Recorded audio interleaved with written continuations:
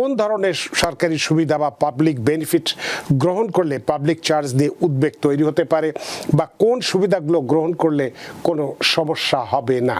সরকারি যে সমস্ত সুযোগ সুবিধা আছে, আপনি নিজে কাজ করবেন, নিজে বিজনেস করবেন, বিনিময়ে ট্যাক্স দিবেন, তার ফলে বাকি যে অর্থ সেটা আপনার, যে এটার থেকে যে সমস্ত সুযোগ সুবিধা আছে সেগুলো আপনি নেবেন।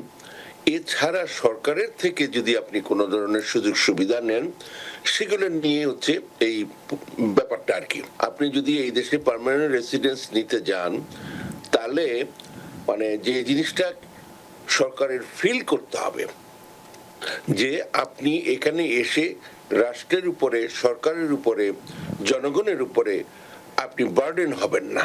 পাবলিক চার্জের এই বিষয়টি নিয়ে, কারণ এটি নিয়ে অনেক ভুল বোঝাবুঝি আছে, অনেক ধোঁয়াশা আছে, অনেকে অনেক রকম জটিলতার মধ্যে দিয়ে বা জটিলভাবে বলে ভয়ের সৃষ্টি করে থাকেন। আজকে আপনার কাছ থেকে এই বিষয়টি আমরা পরিষ্কার করতে চাইব। যে প্রথমেই যে বিষয়টি জানতে চাইব যে আসলে পাবলিক চার্জ, এই যে পাবলিক চার্জ বলতে আসলে কি বোঝায় এবং এক্ষেত্রে কোন ধরনের সরকারি সুবিধা, যদি আমরা দেখছি যে এই যে আমাদের বাংলাদেশের 54.8% মানুষ পাবলিক চার্জ গ্রহণ করে থাকে বলে ভিসা পজ দেওয়া হয়েছে, তাহলে কোন ধরনের সরকারি সুবিধা বা পাবলিক বেনিফিট গ্রহণ করলে পাবলিক চার্জ দিয়ে উদ্বেগ তৈরি হতে পারে বা কোন সুবিধাগুলো গ্রহণ করলে কোনো সমস্যা হবে না, বিষয়টি যদি আপনি পরিষ্কার করেন অ্যাটর্নি মীর এম মিজানুর রহমান। ধন্যবাদ। দর্শকদের জন্য শুভেচ্ছা রইল, আর টিভিএন 24 কর্তৃপক্ষকে, বিশেষ করে আমাদের সঞ্চালক মহোদয়কে আমার ধন্যবাদ জানাই আমাকে ডাকার জন্য। আমি যে বিষয়টি বলতে চাচ্ছি যে আপনি যে প্রশ্নটা করেছেন, এটার স্কোপটা এত বড়, এটা বলে মানে এই ধরনের একটা প্রোগ্রামে বলে শেষ করা যাবে না। কোনো অন্য আরেক সময় আরো বিস্তারিত আলাপ করব।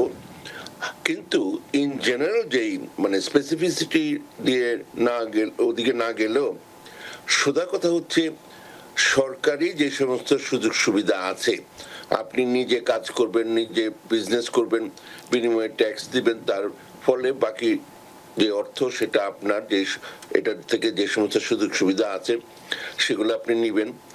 এছাড়া সরকারের থেকে যদি আপনি কোনো ধরনের সুযোগ সুবিধা নেন, সেগুলো নিয়ে হচ্ছে এই ব্যাপারটা আর কি।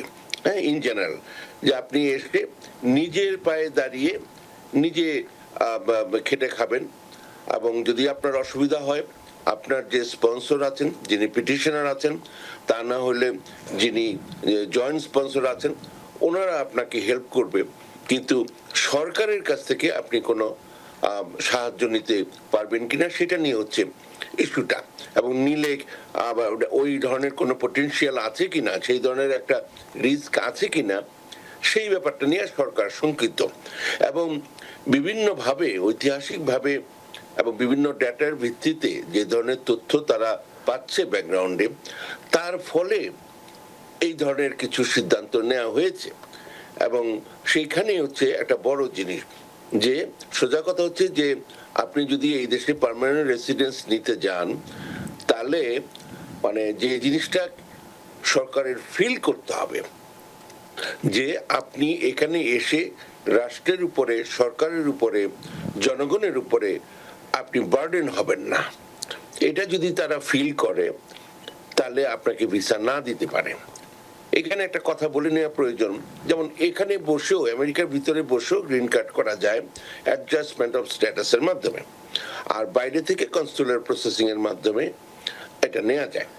তো দুই জায়গায় যে কথাটা হচ্ছে, এগুলা এন্টাইটেলমেন্ট না। আপনার যদি বার্থ সার্টিফিকেটের ভিত্তিতে আপনার ফ্যামিলি মেম্বার্সরা, কি ম্যারেজ সার্টিফিকেটের ভিত্তিতে আপনার ফ্যামিলি মেম্বার্সরা আপনাকে পিটিশন করে, সে পিটিশন হয়তো অ্যাপ্রুভ হবে, এটা হচ্ছে বোনাফাইড রিলেশনশিপ আছে কিনা, হ্যাঁ, বা অন্য কোনো ভাবে যদি এমপ্লয়মেন্ট বেসড যে ধরনের ব্যাপারটা আছে, যে ওই ধরনের ইমিগ্রেশন আছে। কিন্তু তারপরে কথা থাকে যে আপনি নিজে আপনি গ্রিন কার্ড পাওয়ার যোগ্য কিনা। একটা তো হচ্ছে বেসিক পিটিশনটা, ওটা না হলে অ্যাপ্রুভ হলো, কিন্তু তারপরে কথাটা হচ্ছে যে আপনি নিজে ব্যক্তিগতভাবে গ্রিন কার্ড পাওয়ার উপযোগী কিনা। এবং সেখানে একটা টার্ম আছে, you have to be a person of good moral character. এটার আন্ডারে আসে না এমন কিছু নাই। হ্যাঁ, তো যাই হোক, তো এখন যদি তারা ফিল করে যে আপনি এখানে গ্রিন কার্ড পাওয়ার পরে জনগণের উপরে, রাষ্ট্রের উপরে, সরকারের উপরে আপনি বার্ডেন হবেন এবং আপনার যে পিটিশনার উনি আপনাকে সহায়তা করতে সক্ষম না বা করবেন না, তাহলে ওনারা আপনাকে গ্রিন কার্ড না দিতে পারে। হ্যাঁ, এবং আপনার যে জিনিসটা হচ্ছে ওরা খুব ক্লিয়ারলি যে জিনিসটা বলে, it's not an entitlement, it's an administrative grace.